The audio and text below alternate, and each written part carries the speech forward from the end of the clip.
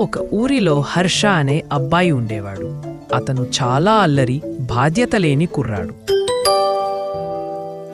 అమ్మ చదువుకోమని చెప్పినా హర్ష మాత్రం పక్కన పుస్తకం పెట్టుకుని ఫోన్ చూస్తూ కూర్చునేవాడు.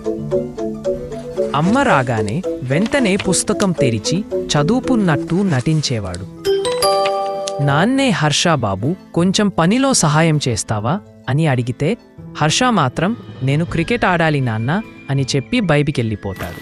అతని ఈ అల్లరితో అందరూ బాధపడేవాడు. బాధ్యత అంటే ఏమిటో హర్షకు అసలు తెలియదు.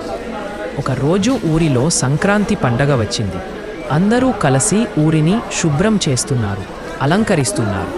కానీ హర్ష మాత్రం ఎక్కడో అల్లరి చేస్తూ తిరుగుతున్నాడు. అప్పుడు ఒక వృద్ధుడు అతనిని పిలిచి అన్నాడు, బాబూ, అల్లరి చేయడం సరే, కానీ మన ఊరికి సహాయం చేయాలి.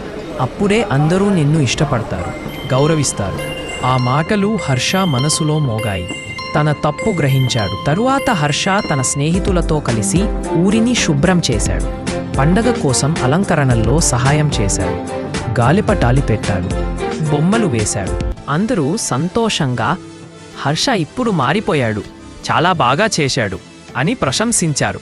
ఆ రోజు నుండి హర్ష పెద్దవారికి, చిన్నపిల్లలకి తనకి తోచిన సాయం చేయడం నేర్చుకున్నాడు. ఊరులో ఉన్న అందరూ హర్షని మెచ్చుకున్నాడు. ఇలా అల్లరితో పాటు బాధ్యత కూడా నేర్చుకున్నాడు.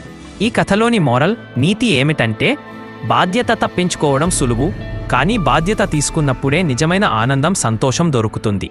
అంటే మనం ఎప్పుడూ ఆటలు, ఫోన్లలో కాకుండా ఇంట్లో, సమాజంలో మన పాత్రను బాధ్యతతో నెరవేర్చాలి.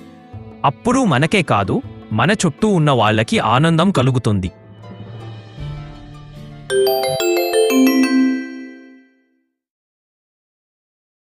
Subscribe to NSC Kids Learn and Fun.